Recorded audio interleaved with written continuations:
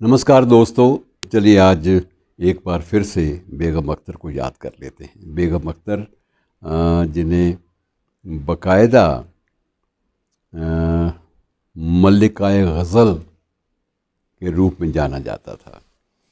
और सबसे बड़ी बात ये थी कि गज़ल के अलावा दादरा और ठुमरी में और हिंदुस्तानी शास्त्रीय संगीत में बेगम का कोई भी सानी नहीं था। अक्सर इनके बारे में जब चर्चा होती थी इन्हें ख़याल, ठुमरी और दादरा के एक बड़े स्वरूप की परिणति के रूप में भी याद किया जाता रहा।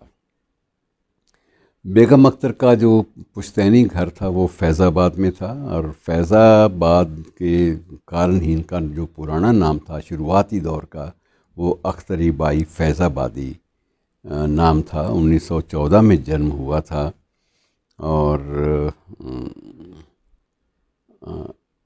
उसके बाद 7 साल की उम्र थी, छोटी सी उम्र, जब वहाँ पर एक संगीत की और एक गायकी की एक टोली आई जिसका कार्यक्रम था वो चंद्राबाई का संगीत था। उसमें तो चंद्राबाई के संगीत से ये बहुत प्रभावित हुई और ये एक सदस्य के रूप में उस थिएटर ग्रुप के साथ जुड़ गई और उसके बाद इसने पीछे मुड़ के नहीं देखा।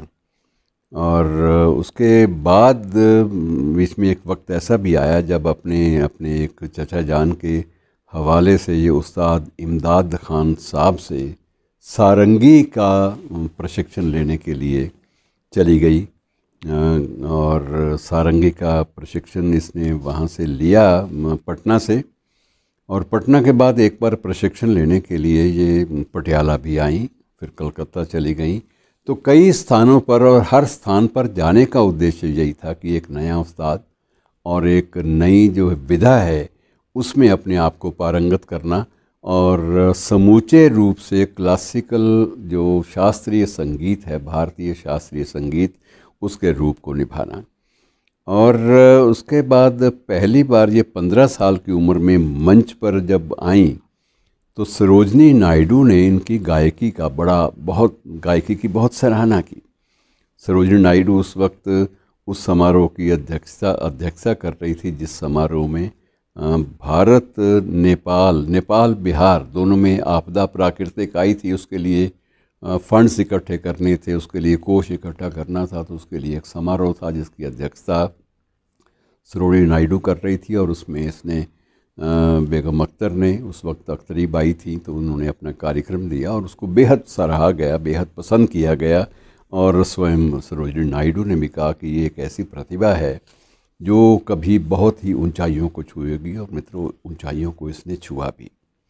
पद्मश्री भी मिला, संगीत नाटक अकादमी का अवार्ड भी मिला। अवार्ड 1972 में मिला था, पद्मश्री बाद में उसके मिला। और उसके बाद इन्हें मरणोपरांत दिवंगत होने के बाद पद्म भूषण भी घोषित किया गया। तो इस प्रकार से सम्मानों की तो कोई कमी नहीं रही, लेकिन व्यक्तिगत ज़िंदगी जो है उसमें बहुत सारे उतार चढ़ाव इनको देखने पड़े।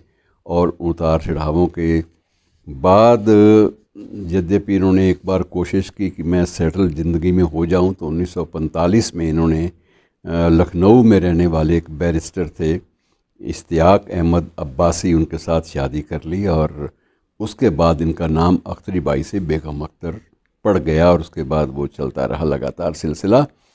लेकिन मियाँ जी बैरिस्टर साहब, इनकी जो बहुत सारे मंच के कार्यक्रम थे उनके पक्ष में नहीं थे और ये इनको पसंद नहीं था कि मेरे ऊपर शास्त्रीय संगीत के कार्यक्रमों के बारे में कोई बंदिश लगे।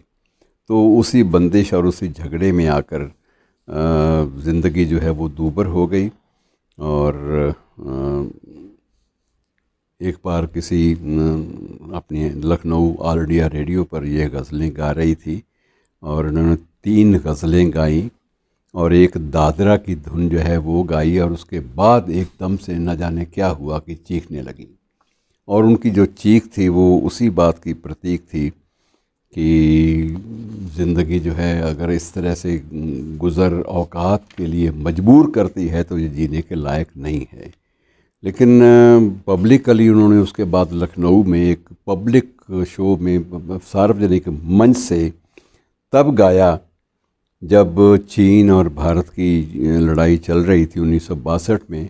तब उसके लिए भारतीय सेना के लिए कोष एकत्र करने के लिए इन्होंने खूब गाया और उस पर न केवल इन्हें देश में सम्मान मिला बल्कि अंतर्राष्ट्रीय स्तर पर भी जो संगीत के जो कदरदान थे वो भी इनकी संगीत की धुनें सुन सुन के ही परेशान हो उठे थे कि इसको तो कहीं विदेश में होती तो बहुत बड़े बड़े सम्मानों से नवाजी जाती। बहरहाल ज़िंदगी जो है वो इसलिए मानी जानी चाहिए कि आज भी उसी तरह कायम है, और कायम इसलिए है कि आज भी जो उनकी जो लखनऊ में उनका जो मकान है उसे भी उनकी यादगार बनाने का प्रयास भी किया जा रहा है।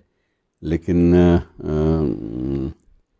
जो उनकी जो कब्र थी उसे भी कुछ लोगों ने तहस नहस भी किया था और बाद में 2012 में फिर से उसका पुनर्निर्माण हुआ संगमरमर के पत्थरों से। और अब भी बाकायदा लखनऊ में उसके जो पसंद बाग क्षेत्र है उसमें अब भी उनका जो स्मारक है वो अब भी कायम है और लोग अपनी अकीदत के फूल, श्रद्धा के फूल चढ़ाने के लिए अभी वहाँ पर जाते हैं। शुक्रिया।